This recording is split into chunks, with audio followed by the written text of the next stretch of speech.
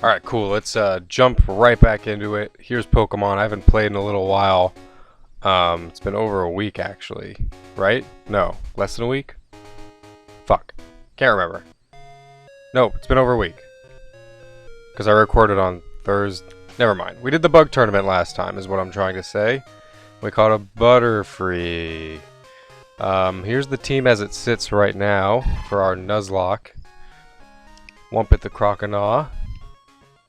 Segworm the Furret, Iroquois the Shiny Ekans, Angrok Geodude, Cyril the Togepi, and a relatively new member, Strength the Drowsy, named after the monster from House of Dead. He's none too great so far, but that's alright. We're just gonna spend this episode cleaning up some trainers out here in the streets, in the hoods. Oh, God. Okay. Let's move Iroquois up top so we can get some training done. This is going to be a trade... excuse me. I was drinking hot cocoa. So I'm burping. I mixed milk in, but kind of a little too cold now. But still good. This episode is going to be mostly training, I predict. Beating up all these schoolboys. Schoolboy Jack sends out an Oddish. Oof, I love that shine. Get him, Iroquois. Your foe's weak. Fuck him up. Wouldn't that just be great if this 10-year-old was just like, your foe's weak. Fuck him up. And the little fucking kid over there is like, Mom.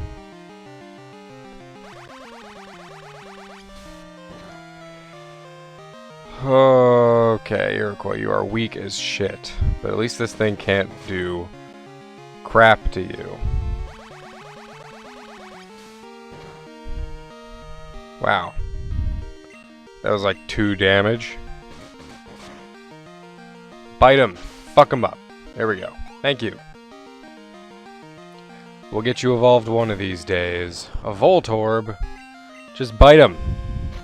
Even though your special attack is very clearly one of your weakest statistics. Stats. I've been learning a lot of stats lately for my work. Speaking of statistics, I'm trying to learn how to play Dungeons and Dragons by reading like an old guide for one of the older sets. It's not even a current set, so it doesn't even really matter for modern play, but I like the older sets. They're simpler, I think. Or I guess I really wouldn't know. But I'm trying to learn how to play, so I've been reading this book, and it uses the phrase statistics to characterize the many... I don't like where this is going. The many numbers that you have to keep track of. Let's swap out, because Iroquois, you suck.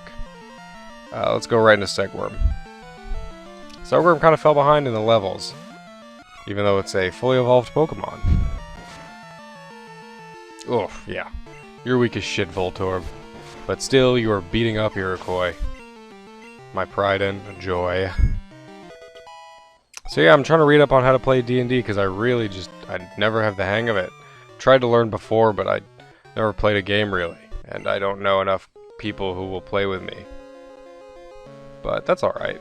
I'll learn one of these days, I swear. That's why I'm painstakingly reading this, like, 100-page rules book plus the little extra guide it came with. I got the board game looking version from like 1992, I think.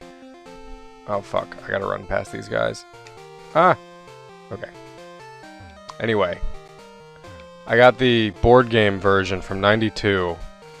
And so it's like, it's still D&D. I mean, it's obviously an older edition, but the core rules aren't any different than if you just bought the box set of it, like instead of a board game version, variant, whatever.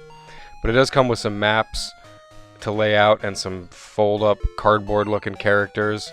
And a Dungeon Master screen that has a built-in little booklet where you has like pull-out tabs of like, you know, rules and stuff. It's basically like a second copy of the rules book, but put into tabs inside the screen. It's really cool. You should Google it. The 1992 Dungeons and Dragons. I would Google the word board game in there, even though it's really not a board game. It's just kind of framed like a board game. It came in a box like a board game, but it really is just you know, D&D like 2nd edition or some shit, but there's that's probably how you'll find it. Pretty neat. Still don't know how to play though, so that could be a problem.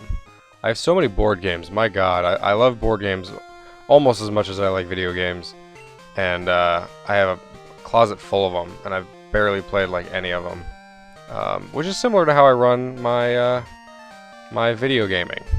I have so many games, and I barely play any of them because I'm more of a collector than a player, but I do love to play them as well. And here we're fighting Officer Keith with a Growlithe, I assume? With a Growlithe. I was correct. Oh, that doggy is so cute. It reminds me of how I have this some family visiting in town. They're not at my apartment, but they're at my parents' house, which is, you know, pretty close. It's in Jacksonville, and they're visiting from New Jersey, and they drove down here in the middle of this fucking hurricane to say hi, say what's up. So they drove down for the hurricane. Not really for the hurricane. It was just when they had time. Just happened to be during a hurricane, and they brought 4 dogs with them. And my parents have 3 dogs, so that's 7 dogs in the house, and they're just non-stop cleaning up like shit and vomit because of these fucking dogs. Okay, Iroquois, this is not a fight for you. Let's just throw a Wumpet in there. Anyway, there's like 7 dogs, and they're all hypoallergenic. They're all hair-based instead of fur, because you know, we're a very allergic family. A lot of us are allergic to fur, so we can't have fur dogs. There are 2 Shih Tzus, 1 half poodle, half Shih Tzu, who's my dog. He's my favorite, Devin.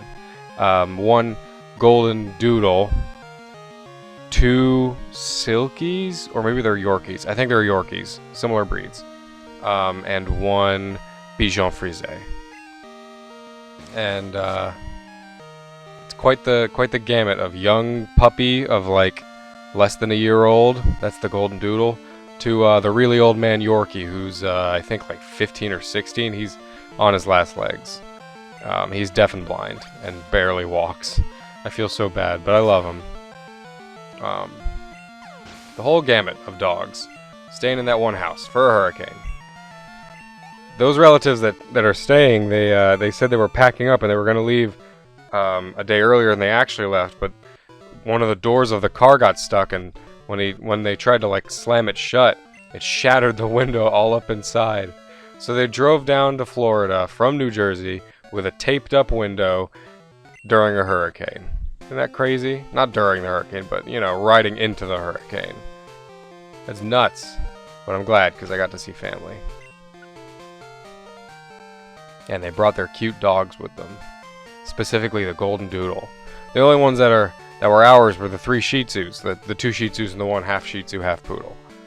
And it's not because we're Chinese, you racist. Although we are Chinese. All right, Iroquois, you really should. Okay, let's fight it. Let's do it. You can take a Rattata. I'm confident in you.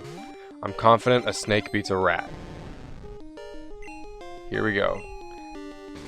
You know, there's an old Chinese proverb, not to immediately bring up the fact that I'm Chinese again, but there's an old Chinese proverb that I read in Sun Tzu's The Art of War, and I think it was like, the snake of Yue, or Yue Mountain, or something. The mountains of Yue, or Chue?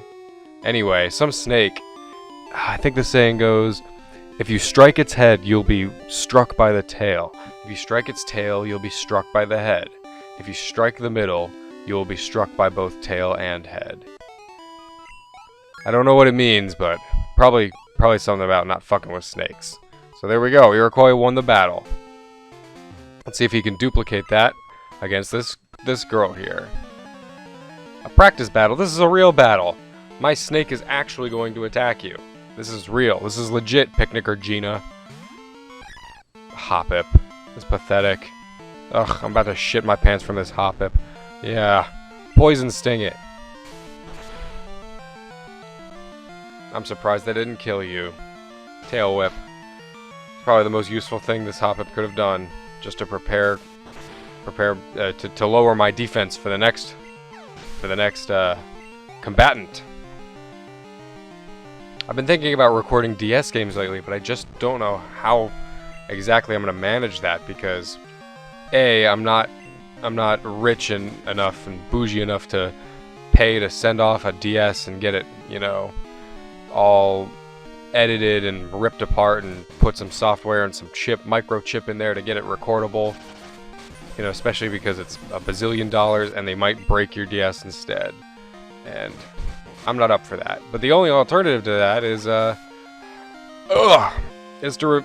stand it up and record it and then, you know, edit out the sides. You know how some people do. If you Google how to record a DS, usually it's like you set it up on a tripod or some shit, and you just aim your phone or whatever good camera at it, and then you just edit out everything but the screen and overlay, like, you know, a graphic of a DS screen around it. Which I guess I could do, but the trouble is a lot of DS games you need both screens, and it's hard to capture both screens effectively, especially if you're using the touch screen, because then you gotta look at my fingers and shit. Or if I'm really careful, I guess just the stylus, but still it blocks the gameplay. I feel like it's unprofessional. So I might only be able to do that, not only with some great preparation just to set up the lighting and the camera to make it look decent enough, but you'll also have to, I'll also have to figure out what games to play that don't require, you know, they have minimal touch screening so that it doesn't look super bad. Like maybe some kind of game that's mainly the action is in the top screen, and I'll just show the top screen and I can use the buttons anyway. Or if I do have to show the bottom screen, then yeah, I'll just use the buttons and edit out my fucking fat ass fingers. I think if we talk to Picnic or Gina, she's like, wow, you're good, give me your phone number. I'll call you for battle. I was hoping she'd call me for stuff. I thought that this one gives me like a leaf stone or something. Maybe I'm mistaken. Well, she has our number, so that's there forever. Let's see, who else is here? Well, let's fug him up. Hey, it's a rat. Ah, the gorgeous shine of a golden turd. Oh, please don't kill me. Okay, yeah, we'll swap out. It's not worth it. I don't want to get crit and then lose my golden turd. So, instead of a rat fighting a snake, it's a rat versus a ferret. Go, Segworm, do it! I like how he's like, do it, Segworm, take the hit! And then the rat fucking tackled him. It's alright. She knows we love her. Sweet. I still want Iroquois to get this EXP though, so we're gonna throw him out and immediately let Segworm eat the hit again. That's okay.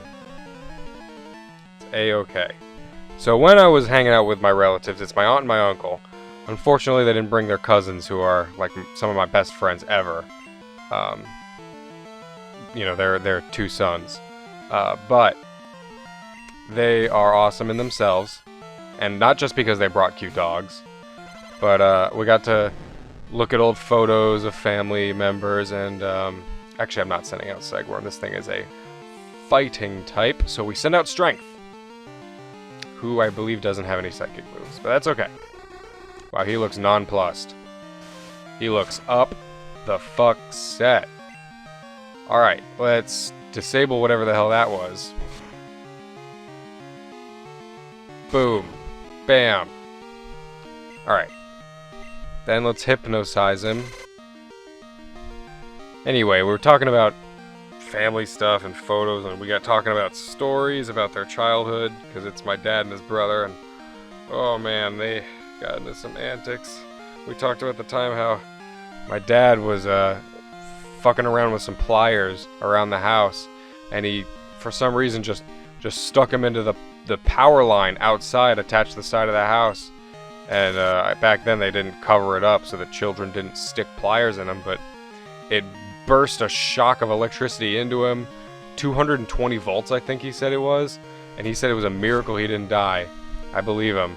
He said it fused the pliers together and it set him on fire, and he like ran to the front of the house with his shirt on fire, and his brothers were probably laughing at him. He said his mom beat the crap out of him, and then framed the pliers and called it I think she, well, I don't want to say his name for secrecy's sake, but let's say my dad's name was Phil.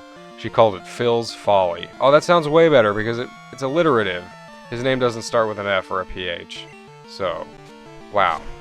They should have named him Phil because then it would have been Phil's Folly. It's an equally white name, but it's not Phil. In fact, he and his 4 brothers all had the whitest names that you would ever see 5 Chinese brothers have. I'm trying to think of 5 equally white names that they don't already own. William. Theodore. Albert.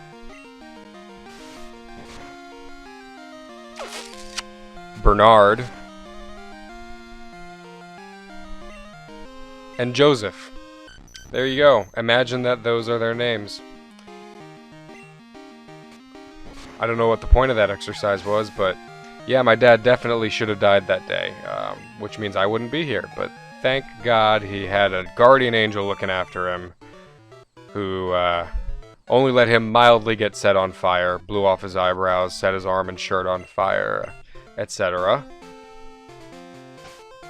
And that was certainly not the last time he did some stupid shit like that with some electricity.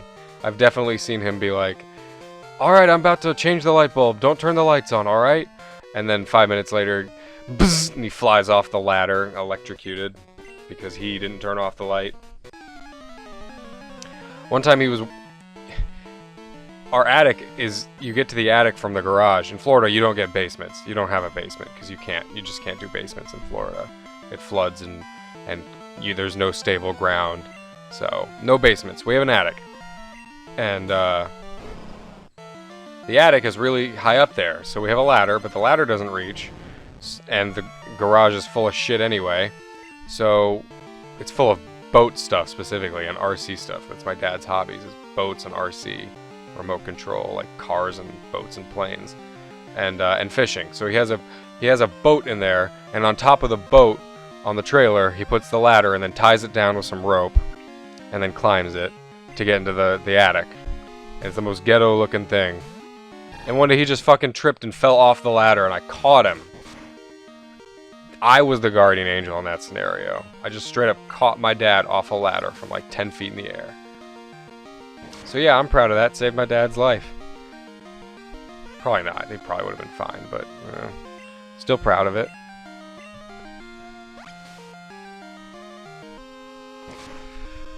Oh, we also talked about how I have another uncle. He's a cousin of my dad's who... he wanted to get into a car or something, and my cousins were already in the car, and they wouldn't let him in. And they said, "You want to get in? Then put your nose where I put my finger." And he put his finger on the window, and my uncle, he put his nose on the other side of the window to match up with the finger.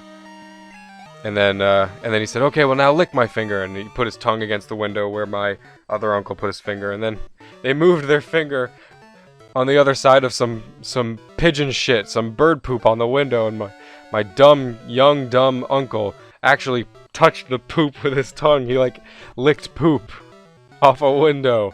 What a fucking loser. I guess he was a child. I shouldn't call him a loser. He's actually passed away now, so probably pretty bad of me, but I never met him. Passed away when way before I was born. Supposedly in some gang violence, which sucks. He's part of a gang, the Flying Dragons, I think, in Chinatown. Anyway, let's destroy this child's life. This is where you do your training on a road in the middle of nowhere. Wow. Youngster Samuel. 4 useless Pokemon, the first of which, none other than Rattata. You still can't fight, can you? Great. Into Segworm. I don't fuck nobody, and nobody fucks me. Alright, quick attack, let's go. Wow, 1-hit KO. I guess that's expected for a stab move from an evolved Pokemon 10 levels higher. It's also why you're not getting any experience. Alright, I'm not switching in and out for 4 fucking encounters, 4 battles. Segworm, just finish it out. Get rid of this thing. He's curling up. It's just like in the anime where he had a macho brace on. And he was curling and then, I forget his name, but he chucked him in the water. Or maybe he kicked him. Or maybe he just told him to jump in and the Sandshrew fucking was like, alright master, and jumped in the water. Like a crazy idiot. But I guess the macho brace did make him stronger. In that respect, I gotta respect the fact that he was wearing a macho brace before that item was even invented in the games. It was Generation 1 and he was using a macho brace. That guy was ahead of his time. Wow, 2 Spearows. Real original. Maybe this is him. Maybe this is supposed to be him. Was that guy's name Samuel? Oh, fuck. Now I gotta look it up. Now I gotta Google it. Where's the Googs? Where's Google?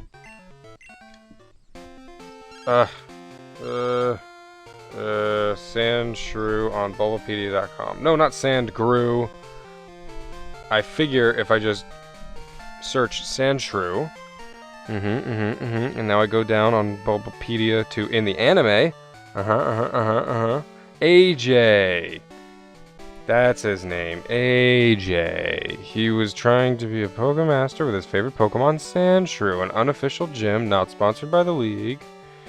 Yep, the green hair, he looked like a douche. Let's see, he had a Sandshrew, a Butterfree, a Beedrill, and 3 Rattatas. And he had a... Whoa, he looks crazy in the manga. Alright, Google that later on Bulbapedia. Oh, he's in Pokemon Yellow. Okay. A level 24 Sandshrew that knows Fissure. That's pretty neat. That's pretty cool. I like that. I liked Yellow. Anthony wants to battle. It's not going to be a repeat, really. So if I throw out my water type against your Geodude, it's not going to be a complete repeat of that water gun. Alright, Buckaroo. Oh, my voice just cracked. I hope it didn't come through on the recording, but even if it did, you heard me say it cracked. Alright, so that's all the trainers on this route that I can reach right now. Let's heal up again. I'd like to get everyone up to level 20 before I actually beat Whitney. Speaking of which, let's go over to that gym. And let's teach her goons a thing or two, huh? Let's teach her minions not to fuck with me, not to fuck with Fettle. Don't fuck with Fettle.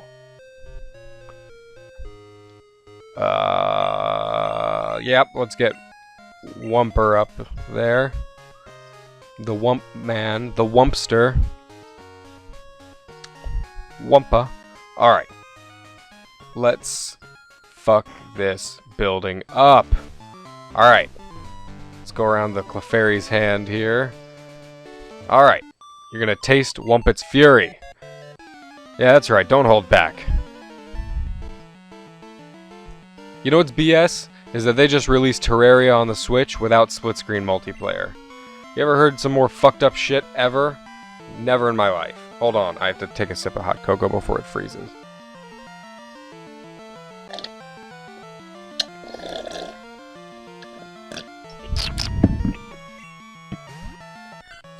Really sloshed it around in there. It was like mouthwash gargling, but instead of mouthwash, it's hot cocoa. I don't know why hot cocoa sells so well in one of the hottest states, but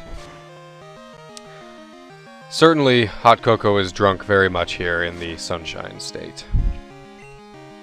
I was having a philosophical debate with my uncle who was visiting about, not really a debate, I guess it was just more of a friendly conversation. I shouldn't call every friendly conversation a debate. I like to debate things. I'm a devil's advocate. I know people hate that, but that's what I am. I was on debate teams and stuff in high school. It was called Great Decisions, and it was like basically a mock debate.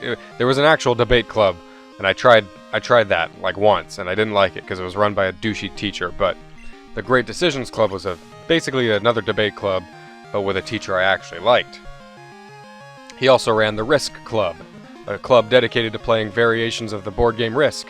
Specifically, I got to play the Walking Dead Risk, the Lord of the Rings Risk, And my personal favorite, Risk Mythologies, I think it's called. I would love to own that game.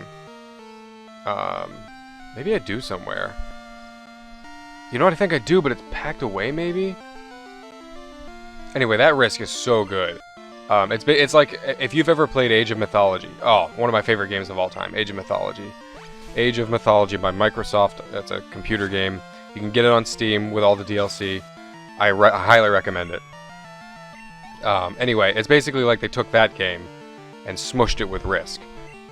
You know, it's based on mythologies of Greek and Egyptian and Norse, and possibly another one. In the actual game Age of Mythology, which is a spin-off of Age of Empires, there's the Greek, the Norse, and the Egyptians, and then there's 2 supplementary DLC nations, the Atlanteans and the Chinese myth. And they all have, like, you all have gods that you worship that give you special powers, and you can summon mythological creatures based on the deities you choose and the mythology, and it's great. And so, in the board game, I don't know if you get to summon creatures. Maybe you do, I don't remember exactly. It's been a little while. But you do have an underworld, which is like a smaller, separate map, where whenever your soldiers die in the main world, they go to the underworld and can fight their way back to a portal back to the real world. You know, they have to find the ferry, Karen's ferry. It's really cool. So you're fighting 2 wars almost. You're fighting one in the underworld against all the other dead guys who are trying to claw their way back to the land of the living so that you can conquer fucking Atlantis. Some crazy shit. And there's a card in the deck of cards there that's like, you pick it up and it's like, Atlantis sinks. It's like, what?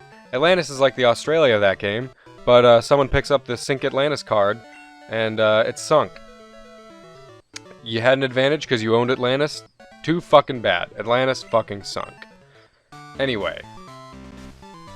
I got really sidetracked there. But buy Age of Mythology. Buy Risk Mythology. Backtracking. Alright, Debate Club Teacher. Sucks. Great Decision Club. I'm a debatey person. Okay. Talking with my uncle. My uncle is a skeptic, believer-y guy who has studied cryptozoology. I believe his bachelor's degree was in like forestry, ranger forestry, like the kind of thing where you'd become a forest ranger. I think he got a master's in business after. He's like a data analyst right now. You know, that's his profession, but he certainly has a passion for nature, and he definitely follows like Bigfoot studies. He thinks Bigfoot's real. I do too. I agree with him on this. That's why it's not really a debate. And so I was just talking to him about like Bigfoot and the different evidences he believes in. He believes in the authenticity of frame 352 or whatever, the Ruth Bader Ginsburg footage or whatever it's called. Patterson footage. Is that what it was? Patterson-Gindley? He doesn't believe in the Freeman footage, which you should look up. He does believe in the Mayaka ape, and he said he actually talked to the guy who took them, well, I think it was a woman who took the pictures of the Mayaka ape, but he talked to the guy who, like, investigated the Mayaka ape. He, like, had a conversation with the guy, because he does investigating. My uncle's so cool. I really look up to him. And I talked to him a lot about different cryptids and cryptozoology, because he studies that kind of stuff, you know, as a hobby. And it's really cool stuff. I was really passionate about that as a kid, too. Still am. It's just, you know, I have to spend my time doing other things as well. Alright, Wumpet's level 20. We can let Segworm do some of the heavy lifting now. We talked about the skunk ape, the Mayaka ape, which is in Florida, so it's a very real thing for me. And I really hope it's real, because that'd be awesome. But I used to also have nightmares about the skunk ape crashing through my window of my bedroom and just fucking killing me or some shit. Because I really believed, and do believe, that it's real. But anyway. Cool stuff. The Mokele Mbembe, you should look that up. It's like an African dinosaur that's supposedly still around. Don't know if I believe in the Mokele Mbembe, but that's a cool mythos anyway. That reminds me of that cartoon, The Secret Saturdays, which was about a family that protects the natural environment by saving cryptids from poachers.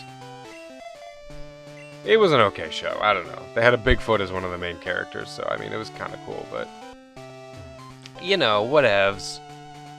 I think I went the wrong way. I gotta go this way. Around the anus of Clefairy. Here we are.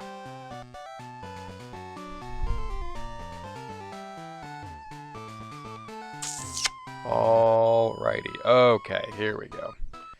Right through the tail. Don't think I'm a pushover. Okay, well, the fact that you open up the conversation with, please don't think I'm a pushover, leads me to believe that you might be a pushover.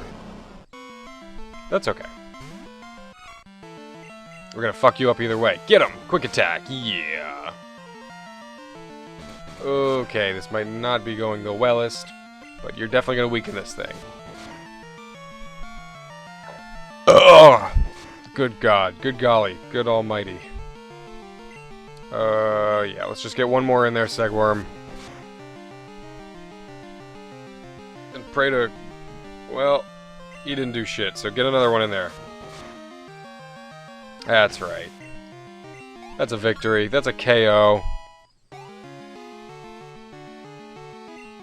Fury Swipes. Probably better than Quick Attack? I mean, we're not going to replace Quick Attack because utility, but definitely better than Tackle, right? Well, I guess that's the gamble I'm making here. Hold on, another sip of cocoa.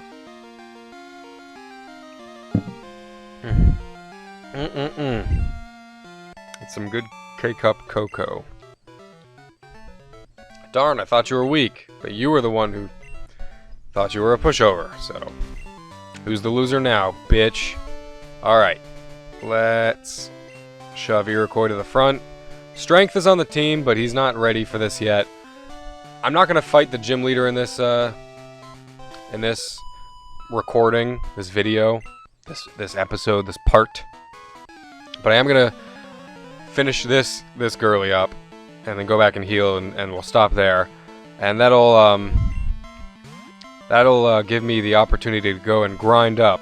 I didn't want to fight trainers as grinding off camera, because I want to, you know, I want to show the continuity a little bit. I want to grind against random pokies in the wild, but you guys got to see me defeat the PP. So, that's what we're doing here. Alright, let's wrap this Jigglypuff up like a present. I know I've said that before, but does this not look like something you'd give? Well, yeah, like you know, you put a puppy in a box and then you hand it off, but you instead put a Jigglypuff in a box and hand it off, and then it sings and everyone falls asleep. That reminds me of me getting 2 gerbils for Christmas once from my grandfather. Oh, I loved those gerbils. I named them... fuck. I named them Tire and Wheel, okay? And it's not because I love cars, you know, tires and wheels. It's because they had a wheel, like a running wheel, and they had little tires, little mini tires that looked like they came off a toy car. Not like a toy, like a small one, but like a monster truck type of tire, but small enough for one, you know, for one of them to like sit inside the tank.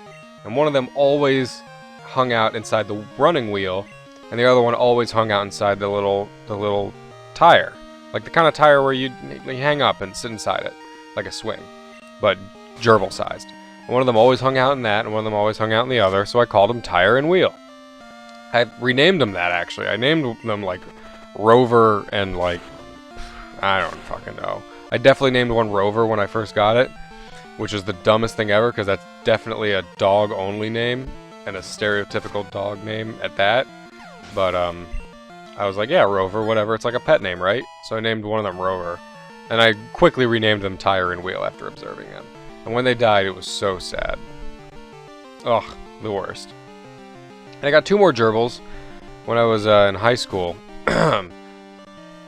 named Hyper and Piper.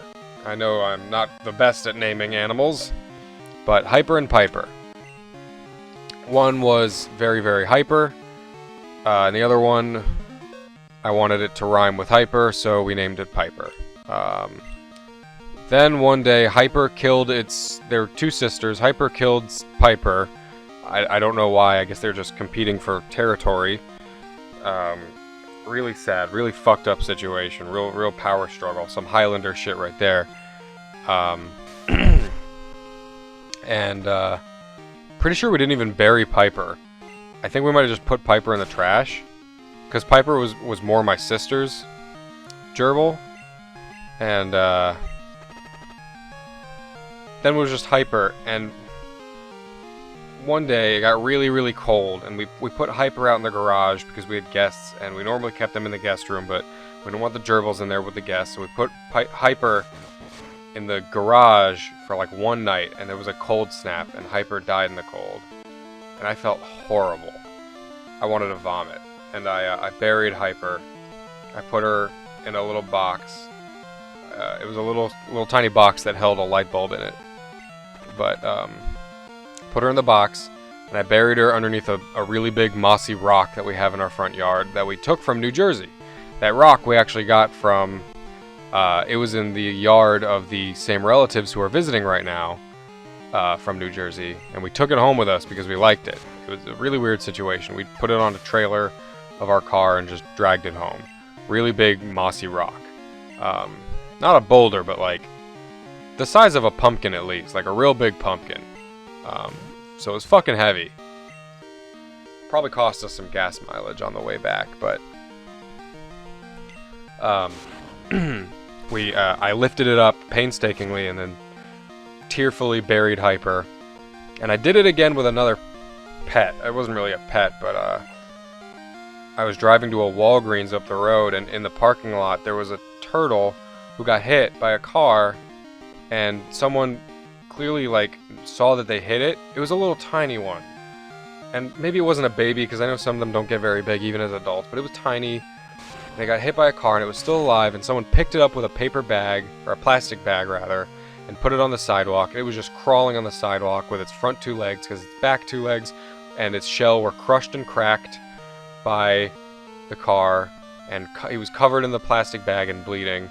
So I picked him up, and I went to the Petco, which was in the same, or a nearby plaza to the Walgreens, and got some worms to feed it, and I performed the best surgery I could to fix it. So I poured some iodine in its wounds to try and clean it out, and I tried my best to piece the shell like very slowly. It's not like I'm just some kid like, oh, I'll glue it together, but like my uncle, who I got the rock from, who's in town, and also, you know, he's the animal guy. I keep talking about this family. He also is an animal lover. He keeps turtles, tortoises, birds, lizards, all sorts of animals, amphibians. He's got a veritable zoo in his basement. And so I called him up, and he walked me through the basic process of trying to, you know, kind of put him back together. He's the one who suggested I use iodine to clean out the wound, and I did try to fuse the shell back together as best I could, and I put him in a tank, and I warmed it up, and I put water in there, so it was like not like really hot water, but like lukewarm water with some worms, and he wasn't eating, and overnight he died. I was so sad. I named him Lucky, and I really tried hard to keep him alive, and I'm about to cry just thinking about it. And I also buried him right next to Hyper underneath that rock. I uncovered the grave underneath the rock and buried him right next to her. And that shit was real sad. I tried so hard. He came into my life just for one day, just to die. And I tried to tell myself that I did all I could, and that I gave him as comfortable a place as I could. It's certainly probably better than crawling in a parking lot where he might have even just been hit again. And my uncle told me as much as well. You know, I probably did the best thing that anyone could have done for him. Although I'm still guilty about the iodine, because that probably stung a lot, pouring it into an open wound. I felt guilty about not bringing him to a vet. I just didn't have any money to do that. So yeah, I felt guilty about the iodine, because, I mean, if he was going to die anyway, the iodine pain, the stinging, probably wasn't good for him. But if there was a chance it would have saved him, then I wanted to try it. But anyway, sorry to end it on a sad note, but Next time we pick up Pokemon, I will have grinded everyone up to around 20, and we'll take on the gym leader. Alright, thanks for watching. Love you, bye.